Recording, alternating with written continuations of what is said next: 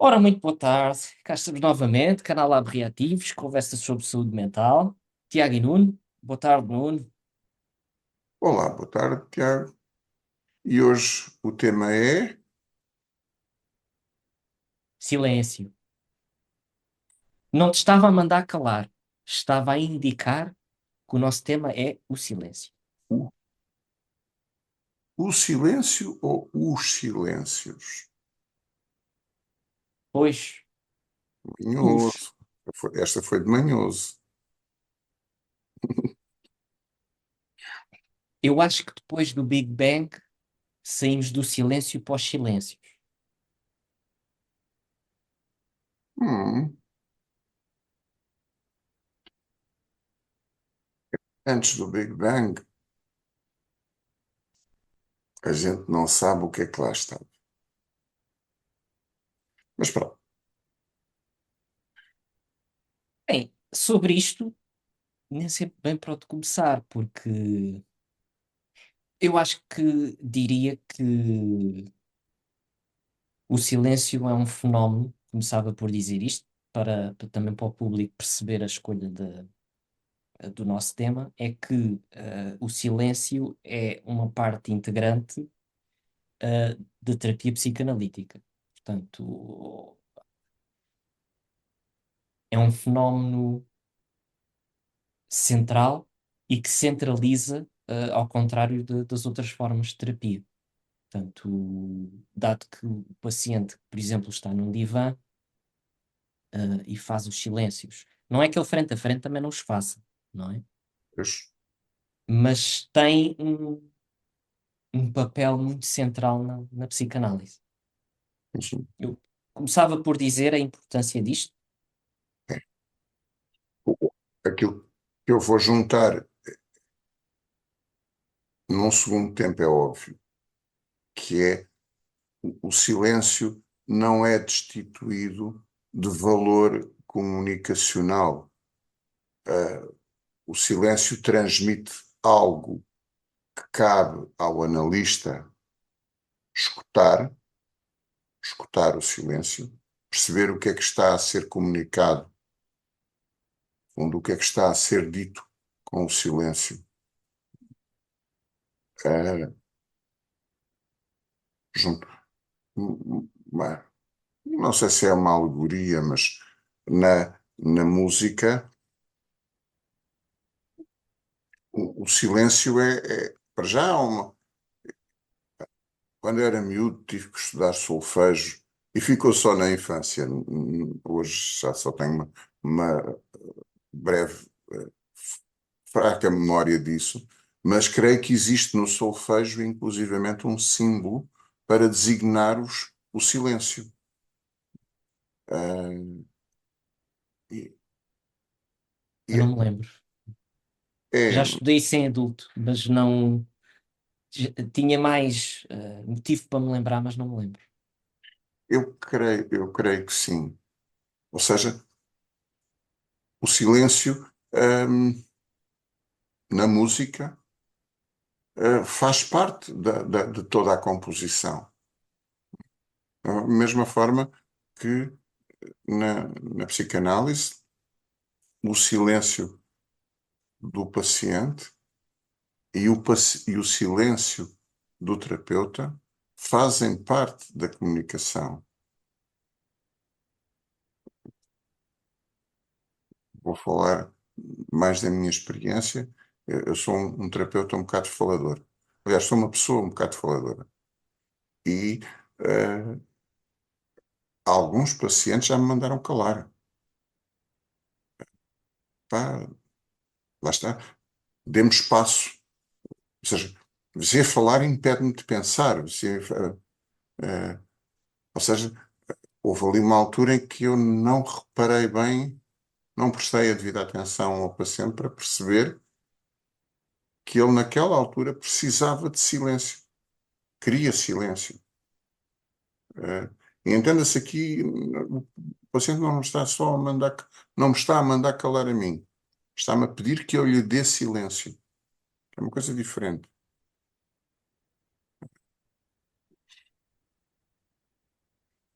Pois. são duas coisas diferentes. Ah, eu acrescentaria que, pelo menos até falando do meu contexto, que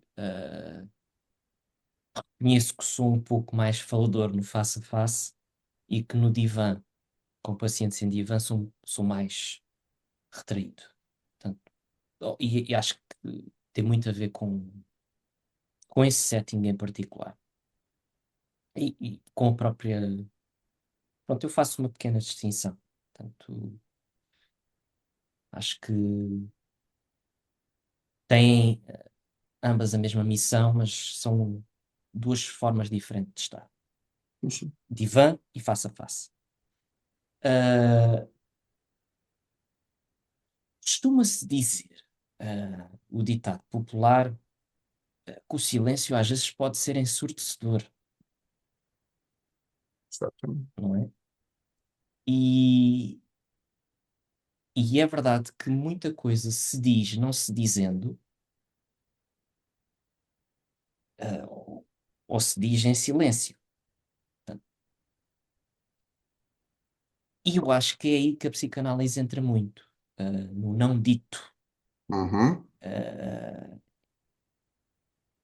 e o professor Amaral Dias, agora vou ser aqui um bocado académico, como costumo ser, falava disso como a essência da comunicação negativa, que é uma essência muito exclusiva. Exclusiva, não sei se é exclusiva, mas é muito tem uma intimidade muito grande com a psicanálise. E um analista efetivamente deve estar muito atento ao não dito. Ao não dito pelo paciente e ao não dito por ele próprio. Sim. Há pouco, ia-te interrompendo, olha, há um silêncio. Epá, este é um tema, lá está, é um tema que eu não consigo calar. Ahm, o silêncio que as entidades oficiais portuguesas têm tido em relação ao massacre que está a acontecer na Palestina é um silêncio extremamente eloquente. É um silêncio ensurdecedor que grita uma mensagem hedionda e é silêncio. É. Não se diz algo que era pungente que se dissesse.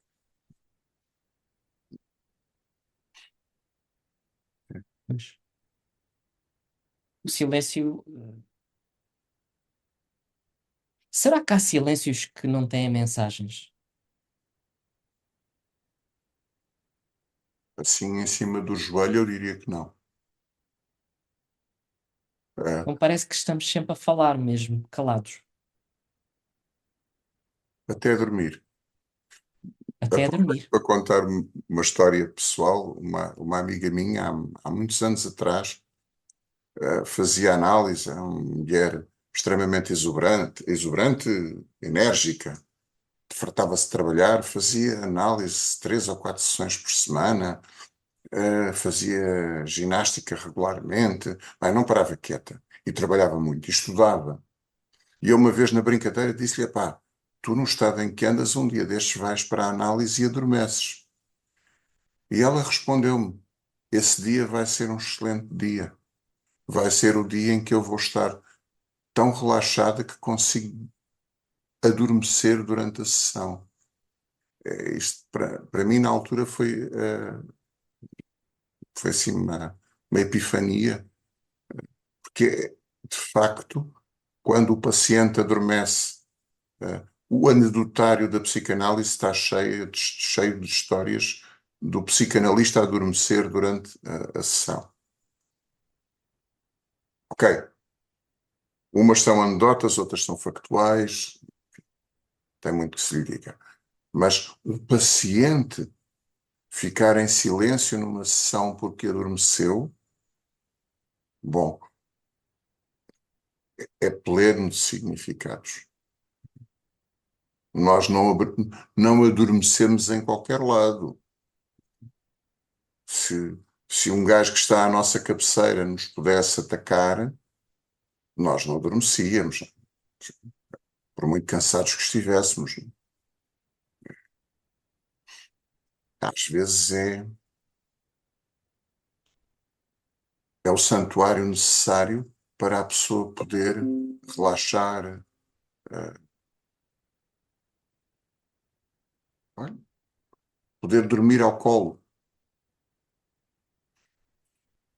Santuário é uma boa palavra. Ahm, eu ahm, diria aqui uma coisa, falando até de cinema, pronto, e acedendo aqui à minha tentação de falar sempre sobre este tema.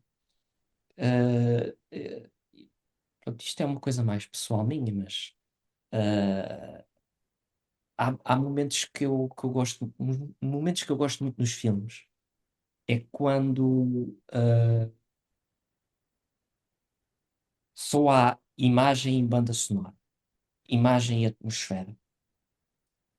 E eu estava a pensar muito nesta questão, como o silêncio, pronto, partindo deste exemplo do filme em que há ali uma banda sonora que eh, não está a acontecer num diálogo, está a acontecer numa transição de uma cena, ou está simplesmente a mostrar uma paisagem, algo mais atmosférico, etéreo, sei lá. Pronto. E eu estava a pensar muito nesta questão do silêncio e do como ele pode criar atmosfera, seguindo até um pouco o que tu estavas a dizer. Cole. Ah, e que vai de encontro a algo que até estávamos a conversar fora deste episódio, que nos leva à questão, ah, do contar histórias. E eu aqui já estou a falar do momento antes do silêncio, o silêncio e após o silêncio. E agora, como é que se fala disto tudo que eu falei?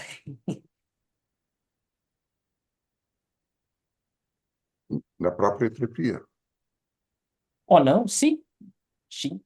Talvez sim, pegando na terapia. Acho que é melhor. Tu podes contar uma história. Eu confesso-me mais um anedoteiro. Podes contar uma anedota com uma linguagem máquina.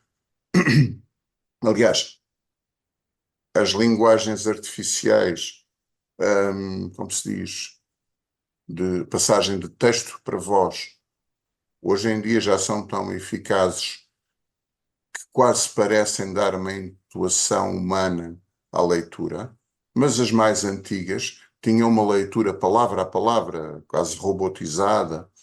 Sim, E se tu contares uma anedota dessa maneira, de um modo geral, a anedota vai ficar completamente despedaçada. Hum, Há paragens, há silêncios para enfatizar, há, os anglo-saxónicos usam uma expressão, que é let it sink in, uh, deixa penetrar, deixa afundar essa ideia. interiorizar. Exatamente. Um, e há silêncios que são para isso. E já agora, repara que um bom contador de histórias, vamos pôr agora em geral, sabe dosear a narrativa com estes silêncios. Não uma coisa excessiva, uh, abusiva, que dá sono. Tipo, cala-se e o pessoal adormece todo. Mas o quanto baste para enfatizar. Ouça, agora escapa-me a palavra que tu usaste. Pá. Uh, sink in. A, a atmosfera? Não, não. Em relação à ideia de sink in, Interiorizar.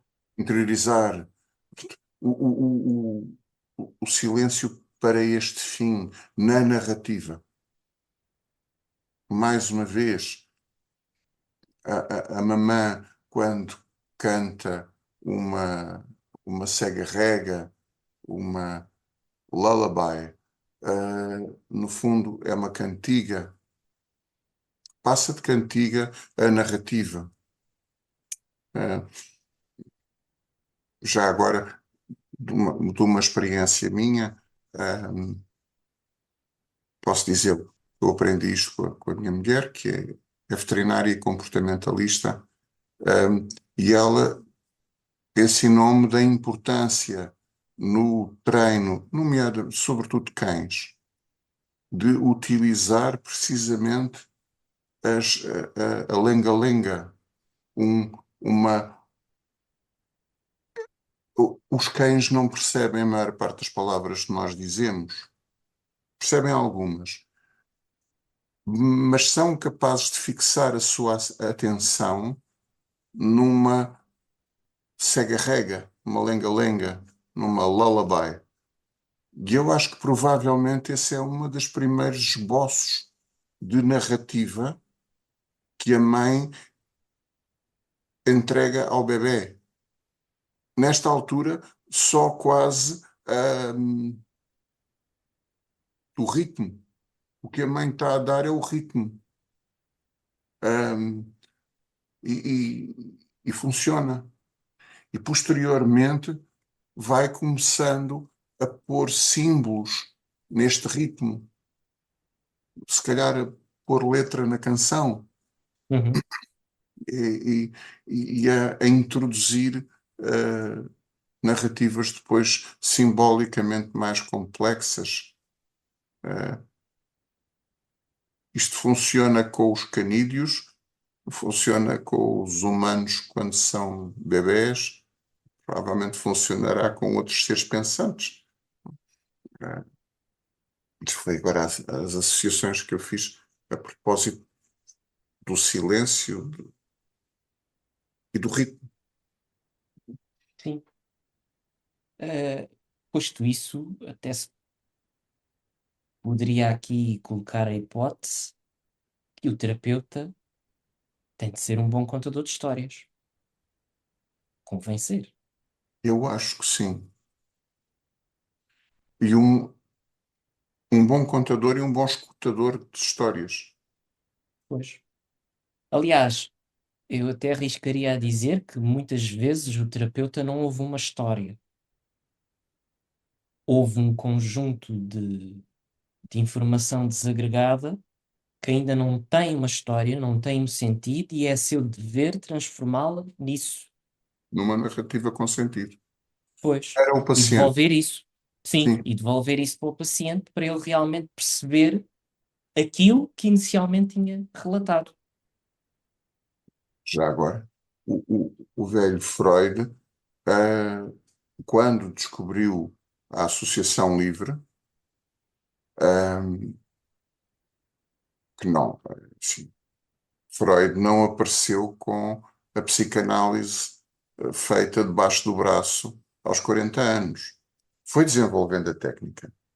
E algures no início, uma das técnicas que ele desenvolveu foi precisamente o da associação livre, a técnica da associação livre, que era a de tentar entender os elos associativos na, no discurso do paciente entre peças que poderiam ser aparentemente desconexas e, no fundo, tentar encontrar estes elos.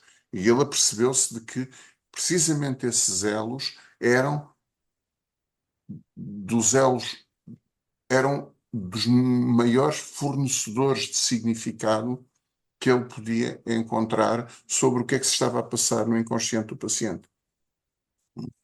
Um, Mais uma vez, estes elos invisíveis, entre aspas, silenciosos, entre aspas, que permitiam ligar partes soltas do processo mental do paciente.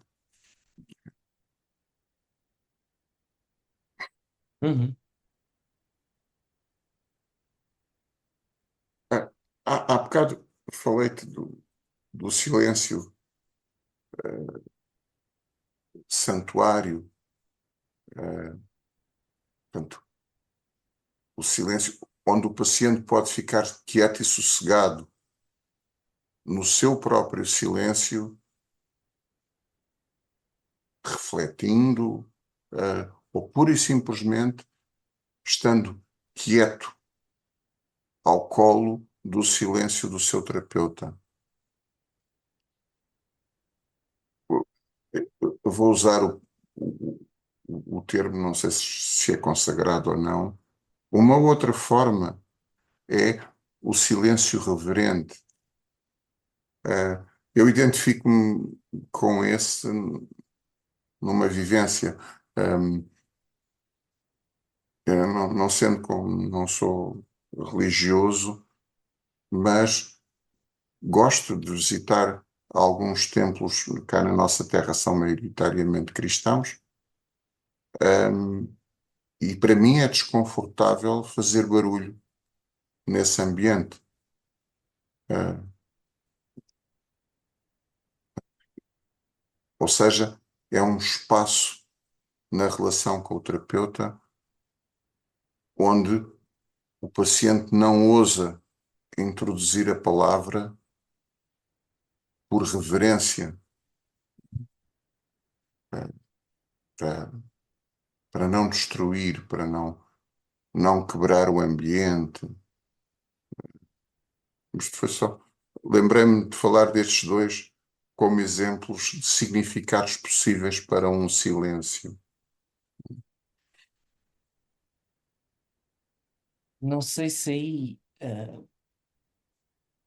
também poderemos falar de um silêncio de medo e depois um silêncio do sujeito pela sua própria incapacidade de gerar pensamento, de não conseguir pôr, materializar. Mais isso, que eu acho que nós somos demasiado pretensiosos em definir o que é pensamento. Eu acho que o pensamento começa com funções mentais bem mais simples, e vai aumentando a sua complexidade até a um discurso articulado, simbólico, hum, narrativo, hum, com encadeamento partilhável com os outros, etc. Quando é que nós traçamos a linha a dizer que não há pensamento? Uhum. Eu acho que há sempre pensamento. Pode ser de uma índole mais elementar, mais primitiva, mas ele existe. E pode não ser fácil transmiti-lo por palavras, que essa é outra questão, que é, nós temos estado a falar de silêncio quando nos referimos à emissão de som sob a forma de palavras. E o soluçar é silêncio? É comunicação? É o quê? Só, atirei o soluçar, foi o primeiro que me veio à cabeça. Ou seja, há pensamento ali naquela altura. Se calhar é muito básico, é muito elementar, é muito primitivo, mas naquela altura é o que há. E o que poderá também permitir outro mais complexo. É, no fundo, como a mãe faz, que escuta o bebé que no início pouco mais faz do que chorar, quando, quando o meio falha, ele chora, e pouco mais ele consegue comunicar do que isto no início, e a mãe, no início, precisa de escutar para bem cuidar o bebé. Perceber se ele chora de fome, chora de frio, chora de dor, chora de tédio, perceber porque é que ele chora, não é? E dar sentido a esse choro.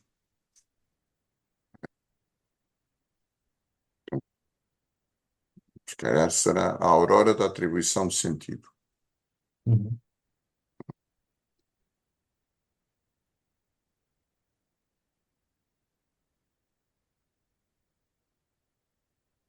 Já agora uma malandrice, pá. E nas crianças saudáveis, o silêncio costuma ser um sinal de alarme. Ou seja, o gajo está calado é porque está a fazer a asneira.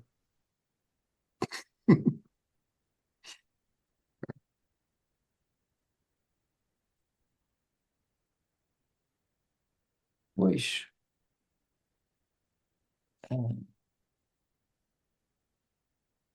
eu também estava a pensar noutra coisa. ah,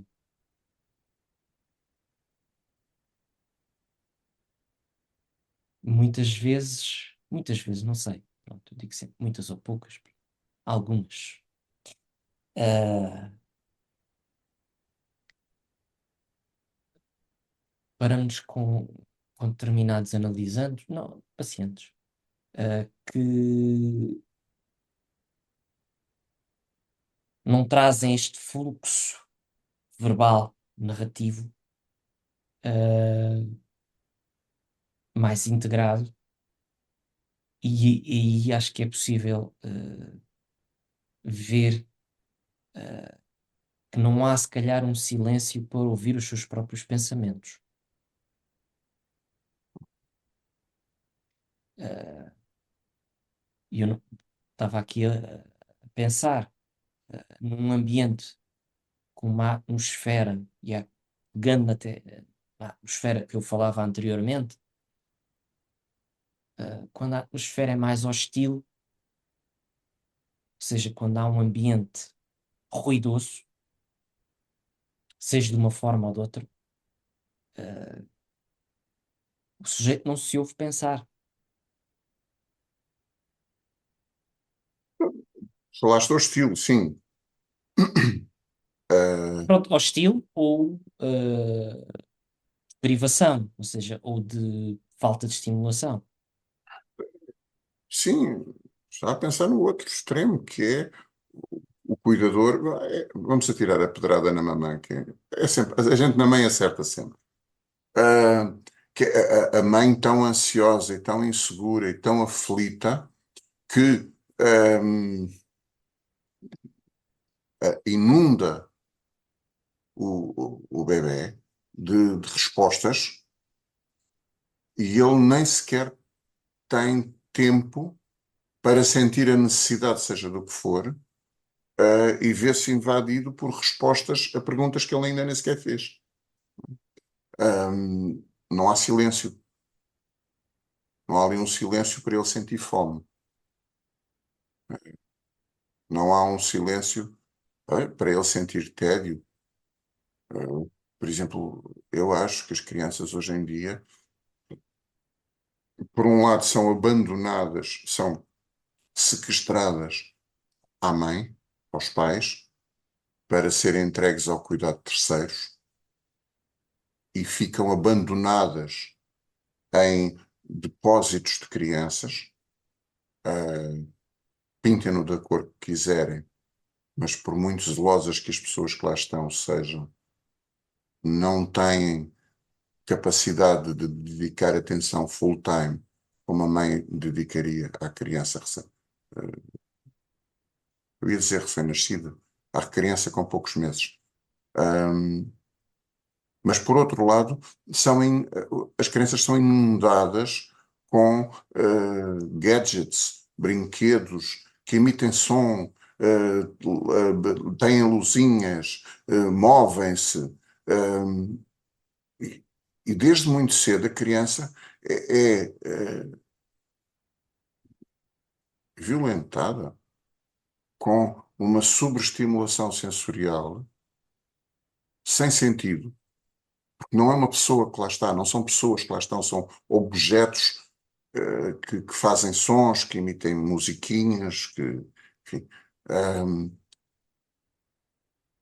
e, e não há silêncio para o bebê escutar. estes estímulos entram pelo corpo dentro, pelos sentidos dentro. hum, À bruta diria, quer queiras, quer não. Pois, será que vivemos numa era de ruído?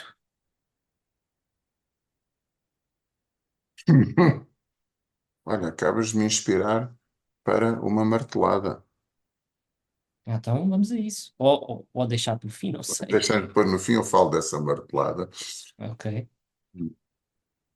Mas é precisamente isso, em que, como dizia o poeta nessa martelada, hum, a rádio transformou-se em ruído de fundo. Deixou de, como se diz, de publicar música. Passou a ser um ruído de fundo. Ah, sim.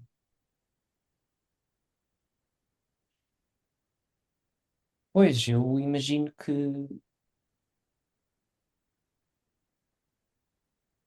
esta era de ruído, pronto, traga muita estimulação e que se torne cada vez mais difícil discernir e ou escolher estes objetos que emitem qualquer coisa. Que há muita emissão e ao mesmo tempo uma recepção cada vez mais intensa, mas dispersa. Não sei se isto faz sentido, mas ouvir isto, ouvir isto, ouvir isto, ouvir isto. Eu não sei, agora estava aqui a entrar já como os ingleses dizem, na memory lane, e estava-me a lembrar quando só existiam 4 canais. Aliás, eu tinha acesso a mais. Como estava perto de Espanha, conseguia apanhar os canais espanhóis também. Uh, mas 4 canais, aliás, até antes, 2 canais. Pronto.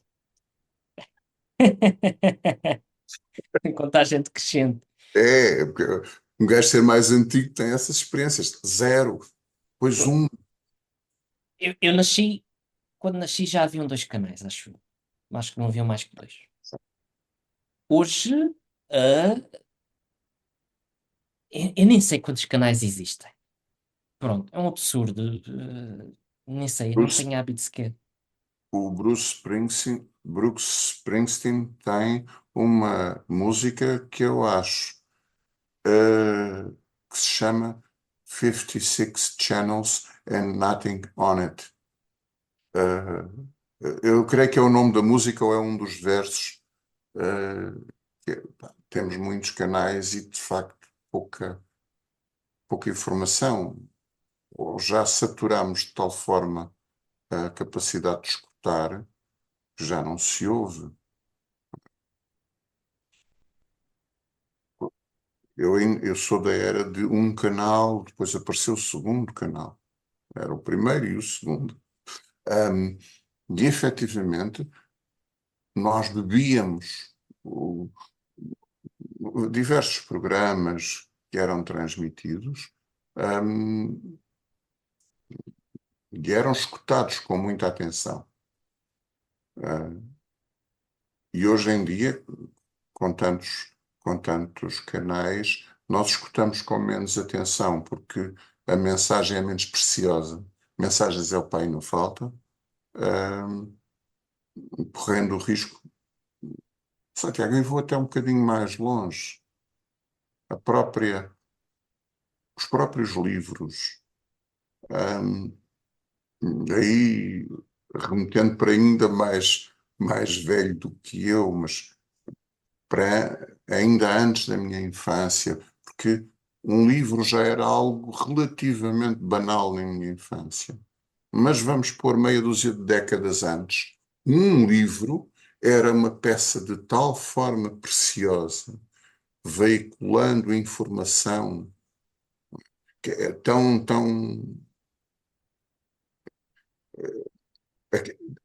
ler, conhecer aquele livro, hoje em dia, nós lemos informação de tantas fontes de forma tão difusa. Eu, pelo menos, falo por mim.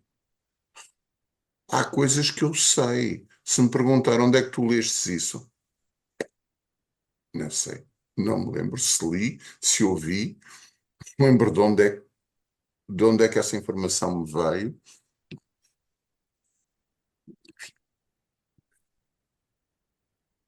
É, Para escuta. mas a minha mente já estava a divagar por uma coisa, eu vou arriscar dizer, pensar em cima do joelho, que é o silêncio do livro, não é? Ah,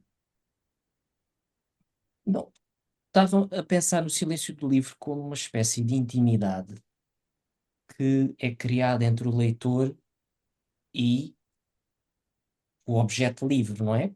Foi escrito por um autor e existia um. Já existia, enfim, esta expressão foi um bocado parva, mas ah, um filósofo francês que era o Jacques Derrida falava muito na escrita. Ah, eu não sou muito conhecedor, mas tive a oportunidade de explorar um pouco da sua obra de uma forma mais lúdica. Ah, ele falava da importância disto, que a escrita transcendia o próprio autor. Ah, e estava a pensar um pouco nesta intimidade que é criada entre o leitor e o seu livro, em que a pessoa está a ler e ouve, ou se calhar num romance inventa vozes para as personagens. ah, e efetivamente isto tem aqui um valor, independentemente daquilo que estavas a dizer, que hoje em dia há muitos livros. Isso já remete mais para a qualidade dos livros. Sim, Não, sim, sim, sim. aqui estou a falar só mesmo da comunicação que existe entre o leitor e o seu livro. Da mesma maneira que existe entre o espectador e a peça cinematográfica. Sim, sim. Não? Mas já agora não posso deixar de fazer um certo paralelo entre um determinado espaço de comunicação entre o paciente e o seu terapeuta. Aqui quem é que escreve o livro? Não sei. Ah, qual é que é o escritor e qual é que é o leitor na relação terapêutica? Não sei, porque acho que ambos vão escrevendo. Eu diria que é um bocado um livro que se vai escrevendo, como se diz no É, piano, a quatro mãos. sim, Ah, e é uma narrativa, eu diria, talvez onde predomina o paciente, sim, claro. mas o paciente na relação com o seu terapeuta. Eu acho que esse. Eu costumo. Há uma metáfora que eu uso, na, às vezes até para explicar a própria terapia, em determinados casos, não em todos. Sei, talvez a última análise seja um objetivo viável, que é o sujeito tornar-se narrador da sua própria história. Portanto, não sei, eh, mas parece, pelo menos quando eu disse, pareceu uma metáfora simpática na altura. No fundo, é a pessoa conquistar alguma capacidade autobiográfica. Pois, Se reparares bem, não é propriamente um facto adquirido e simples que todos nós sejamos capazes de ter uma narrativa rica, com valores simbólicos, consistente, coerente da sua própria vida, da sua própria biografia. Há muita gente que anda à bufetada. Olha, mais uma vez, eu acho que no planeta, nesta altura, anda uma lata de gente à bufetada para discutir o sítio para onde nós vamos depois de morrer. E esquecendo-nos de refletir sobre o sítio que é a nossa origem, de onde é que eu venho, que percurso é que eu fiz. Ah, se eu fui criado num determinado sítio, como é que eu poderia esperar ser diferente daquilo que eu sou? Ah, tendo sido criado num determinado ambiente, há características minhas que, que são influenciadas por esse ambiente. Eu não sou vítima passiva do ambiente, mas se eu não reconhecer como é que ele me influencia, estou condenado a não conseguir alterar essa influência. Vou personalizar. Eu cresci em Portugal numa época em que o discurso chauvinista, em várias frentes, era muito comum e era natural, era publicamente aceito.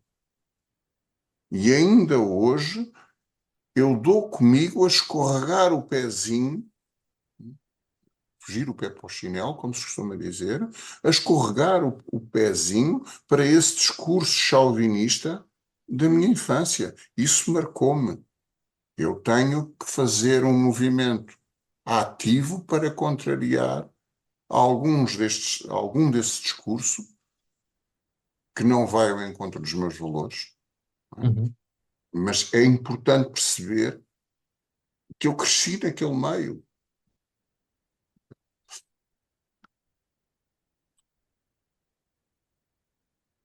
Olha, voltando a uma figura que eu uso, que eu gosto muito, que é do alcoólico que não bebe. Hum, Se calhar é importante eu perceber que cresci num ambiente criador de alcoólicos, que em determinada altura decidi não beber bebidas alcoólicas, mas que todo o resto da comunicação me foi passada e quanto dessa comunicação é que eu digeri, quanto dessa mensagem é que eu consegui alterar, ou serei simplesmente um alcoólico que não bebe bebidas alcoólicas.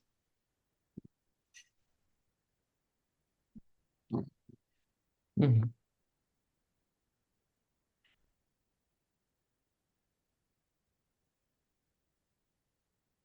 Bem, eu confesso que, pegando em algo há pouco,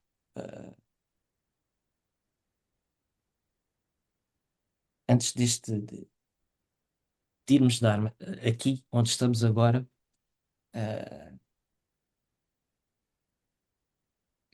sim, que a análise visa muito esta proficiência autobiográfica, não é? E que confesso que, enquanto analista, eh, tenho, obviamente, um lugar muito especial para essa capacidade, eh, que, aliás, é sempre um bom indicador para uma análise, mas que há outras formas. eh, Como dizias há bocado, tanto o pensamento não é só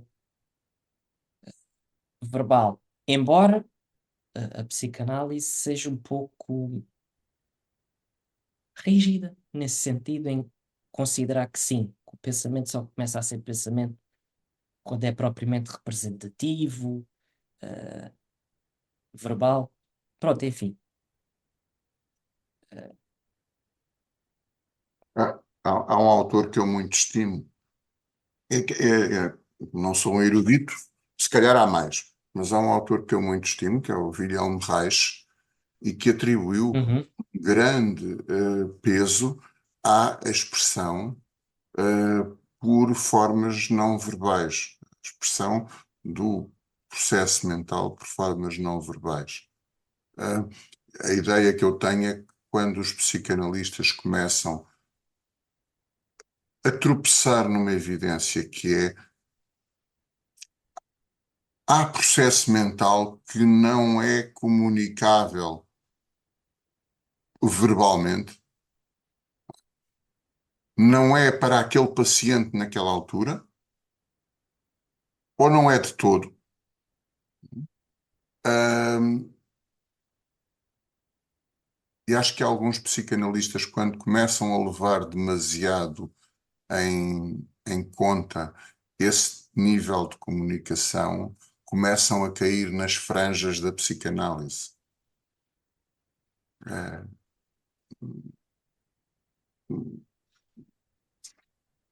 eu acho que a psicanálise só teria a perder se não levasse em consideração a comunicação que não é verbal. Eu sei que não é fácil lidar com ela, Não. mas negá-la é um erro crasso. Uhum. Portanto,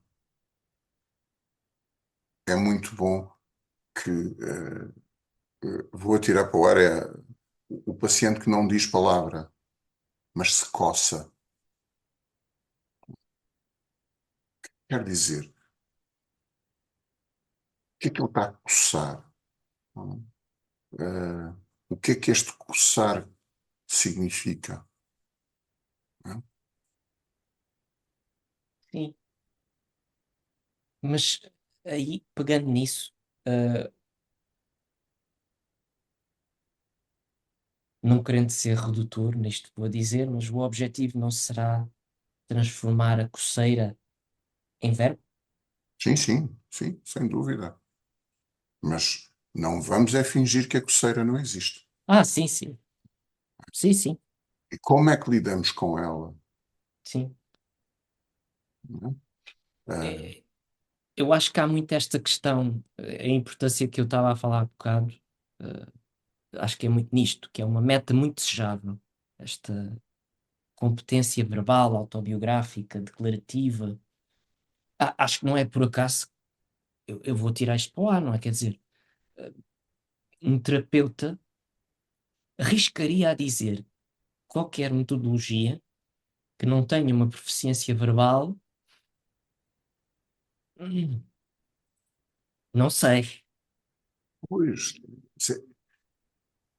eu acho que a escuta pode ir ao averbal. No fundo, como a mãe faz, Claro. que dá significado quando o bebê retém a respiração e fica muito vermelho. Está a fazer cocó, não é? Está a chamar um nome àquela coisa que ele está a fazer e que ela percebe que ele está a fazer. Não é? A mãe não é psicanalista do bebê, não é? Mas se calhar, se calhar não de certeza para mim, o terapeuta deve ter alguma função maternal para com os seus pacientes, não é? Ajudá-los a transformar em verbal aquilo que eles não conseguem pôr por verbal, em palavras. Mas Pois. volto a frisar, um calcanhar daqueles da psicanálise é o ter tanta dificuldade em aceitar, assumir, ler a mensagem verbal e Uhum. dar um significado. É, é,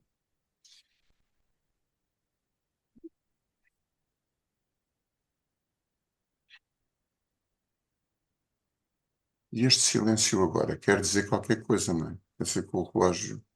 Olha, quer dizer que eu tinha apetite para continuar, mas Cronos diz que não. Pelo menos da minha parte é isto. E um conselho que te dou, nunca, mas nunca menosprezes ou contraries Cronos. Sai caro. Mas isso há de ser outra história. O respeito pelo tempo. Yeah. Bem, marteladas. Avança com a tua. Olha, aquela que me ocorreu foi precisamente o Radio Gaga dos Queen, Uhum.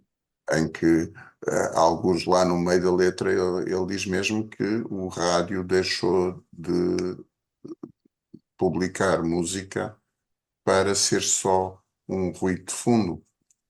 Eh,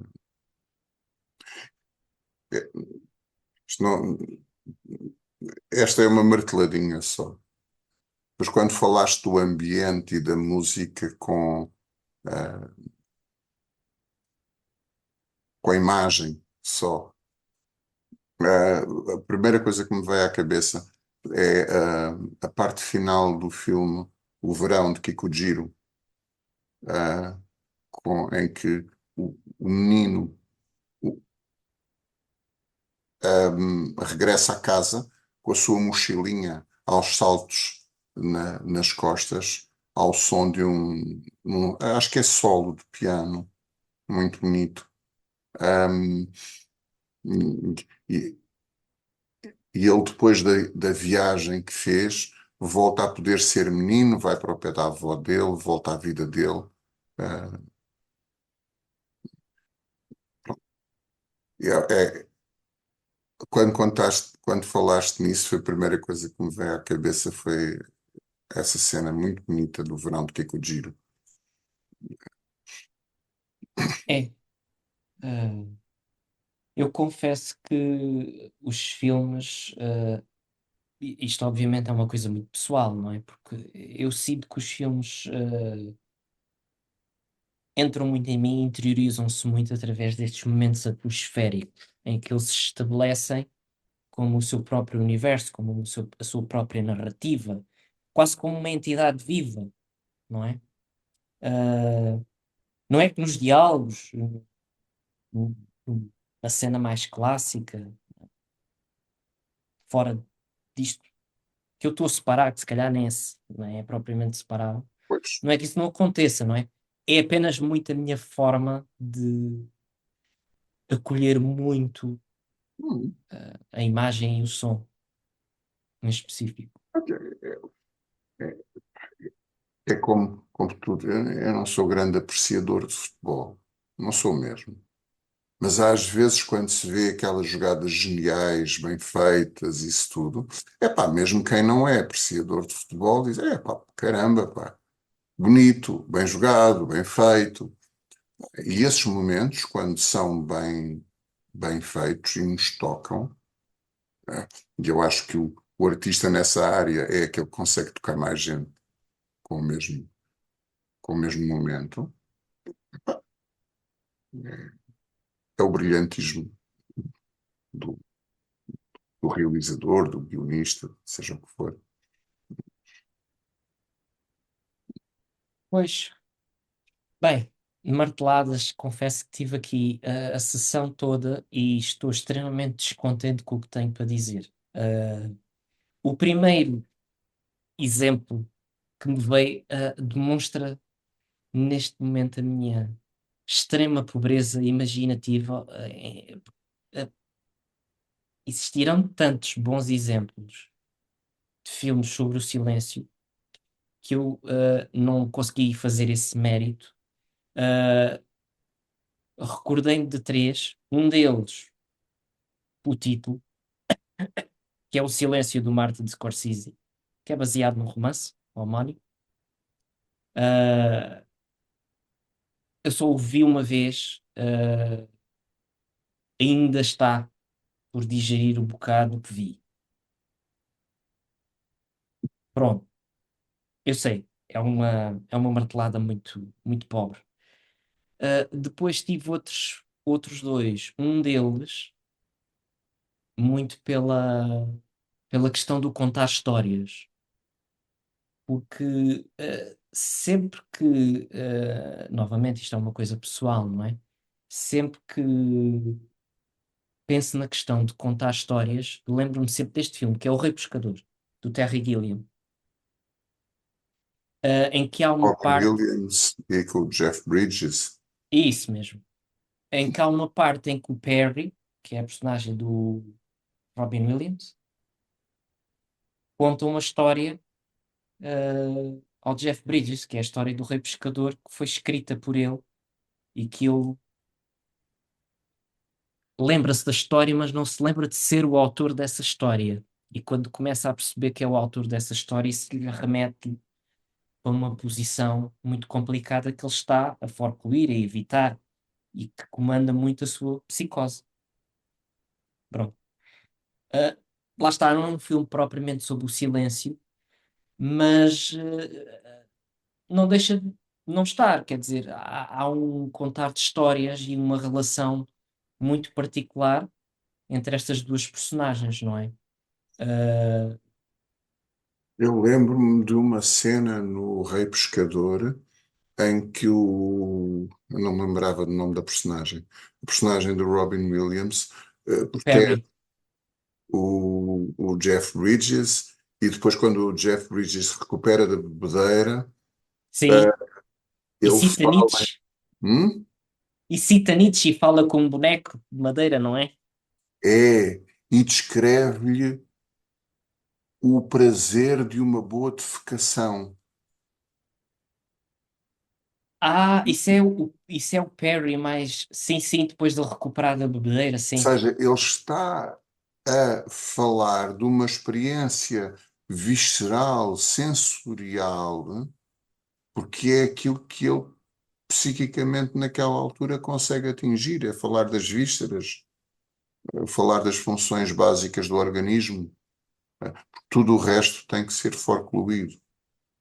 E é a partir daí que também surge muito o conteúdo alucinatório dele, que ele começa a ver as fadas e que lhe falam depois na missão e do Santo Graal, etc.